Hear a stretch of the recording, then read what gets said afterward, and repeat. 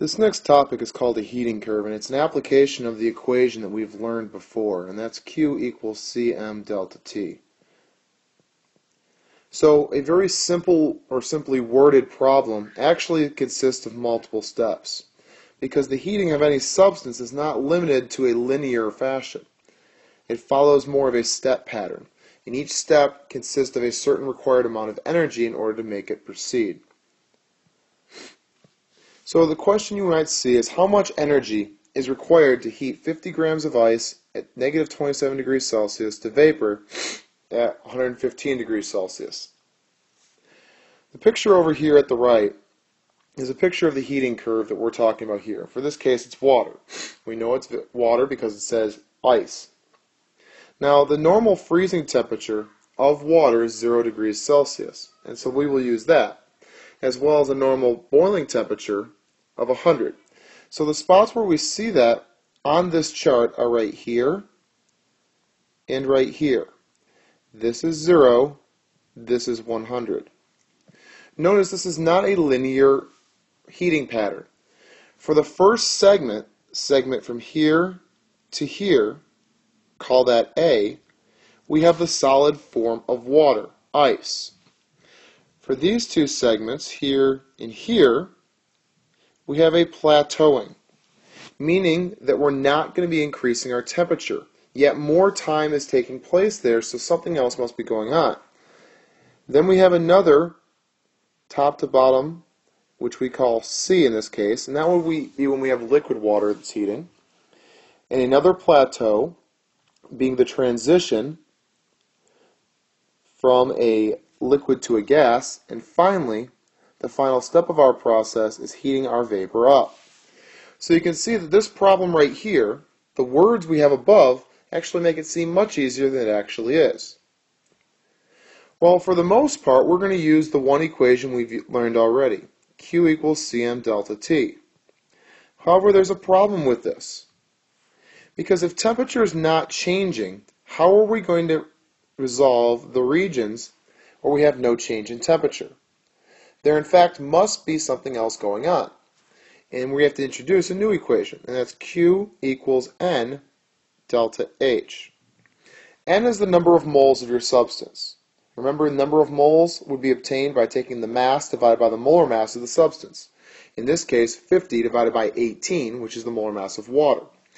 Delta H is a constant value, and it's a constant value for each substance. And there are two delta H values for each substance. That to change from a solid to a liquid, and that to change from a liquid to a gas. Delta H of fusion is the constant value for any substance to change from a solid to a liquid. Delta H of vaporization is the constant value to go from a liquid to a gas. Both of these are expressed in units of kilojoules per mole. Now remember, Q is being solved for joules. However, Q on the plateaued regions is going to be solving for kilojoules. So a unit conversion is going to be necessary when we conduct these. So let's go ahead and start breaking down the parts. Let's focus our attention right now on part A.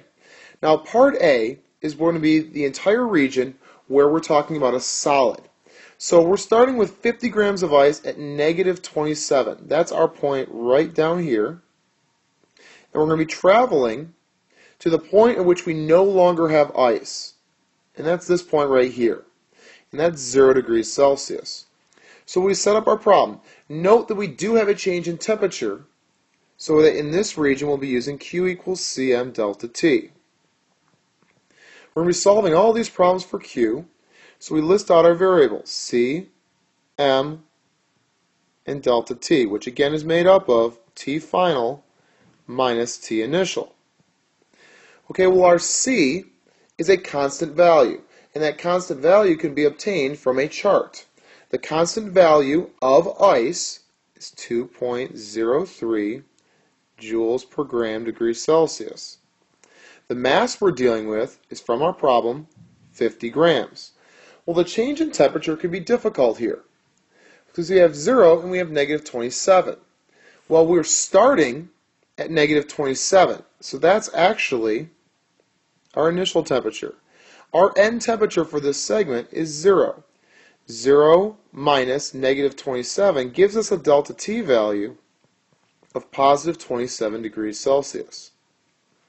We can then plug these numbers into the equation and get Q being equal to 2.03 times 50 times 27. The answer we obtain from this is Q being equal to 2,740.5 joules. This is only the amount of energy required to take ice, 50 grams of it, at negative 27 degrees Celsius and heat it to the point at which it can no longer be a solid, 0 degrees Celsius. This is the answer for part A. We have 4 more parts to go. Part B is now our new focus, and this is only going to be that plateau region between a solid and a liquid. This is where we're going to experience melting taking place. And so because there's no change in temperature at this point, we're plateaued, we have to use our other equation. Q equals N delta H. The delta H to use in this case is the delta H of fusion because we're going from a solid to a liquid. Again, that's a constant value can easily be obtained. N is the number of moles. Well, 50 grams over 18 grams per mole is going to give us a value of 2.78 moles. And that is our N. Q will then equal N, 2.78, times the constant value, which can be obtained from a chart. And that is 6.01 kilojoules per mole. When we multiply these values out, we get Q being equal to 16.7078, and the key thing is here, kilojoules. This is our answer for part B. Moving on to region C, we are back into a vertical climb. Vertical climb means Q equals Cm delta T. Because we're dealing with liquid water at this point, our C value is 4.184. Our mass remains the same at 50 grams. Our delta T here is going to be from our starting point 0 to our final point 100. Final 100 minus initial 0 equals a change in temperature of 100 degrees Celsius. Q is going to be equal to 4.184 times 50 times 100.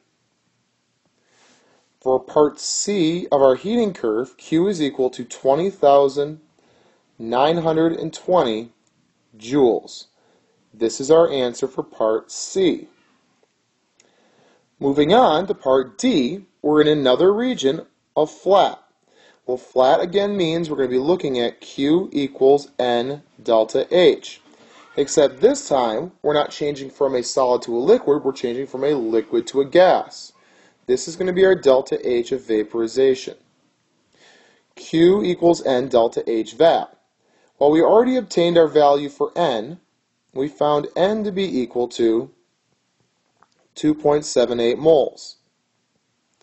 Our delta H of vaporization is a constant value, is 40.7 kilojoules per mole. We then plug those numbers in, 2.78 moles times 40.7 kilojoules per mole, and we come up with a value of 113.146 kilojoules of heat energy. That's 113.146 kilojoules of heat energy required to change it from a liquid to a gas, to liberate it, to free it up. That's part D. Moving on to part E, we are back into a vertical climb again. Vertical climb means that our Q equals Cm delta T problem is going to work. The C value of water vapor is 2.01 joules per gram degree Celsius. Our mass has remained the same throughout, 50 grams. And now here's the tricky part again. Our starting temperature is going to be the point at which we stopped with D. That's 100 degrees.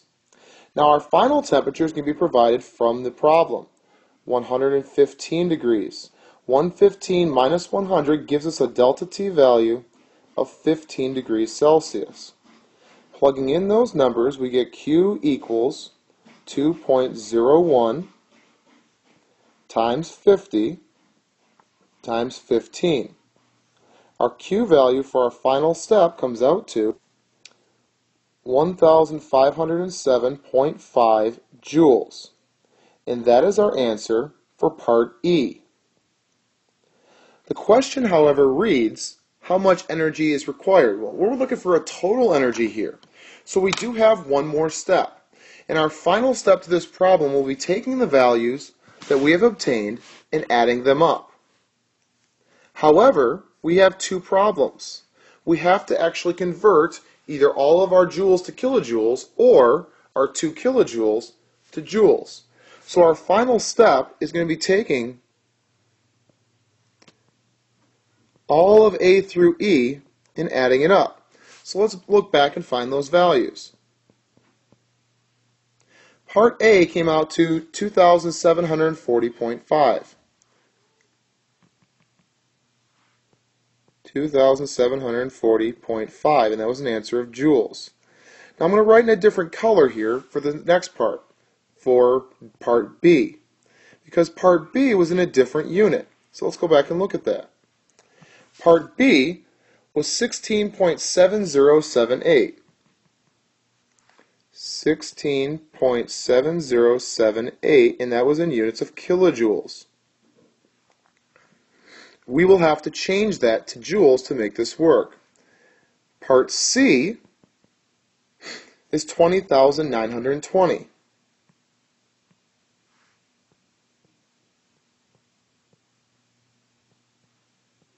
And that was in units of joules.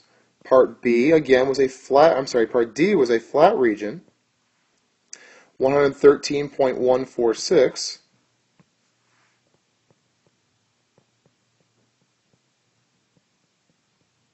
And part E, our most recent,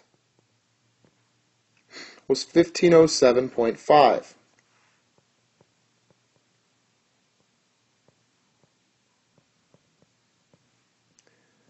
Now it doesn't matter which way you go on this, but 2 of these or 3 of these need to be converted. Before we can add these up, they have to be in the same unit. In my mind, it's always easier to change 2 of them rather than change 3, so let's change this over to joules. In order to change kilojoules to joules, move your decimal point 3 spots to the right.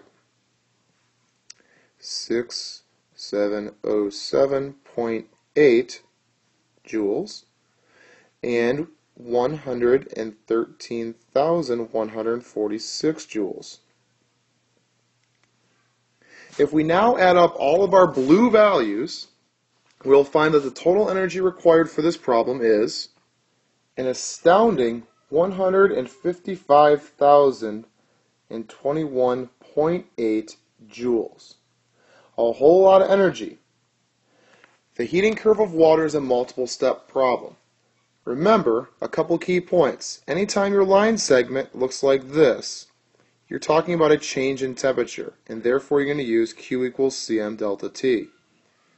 However, anytime your line looks like this, it means that there is no change in temperature. Therefore, we cannot use the change in temperature equation. We must use the other one. Our constants can be found per substance from the internet and from charts and books. Keep this in mind as we practice this in class.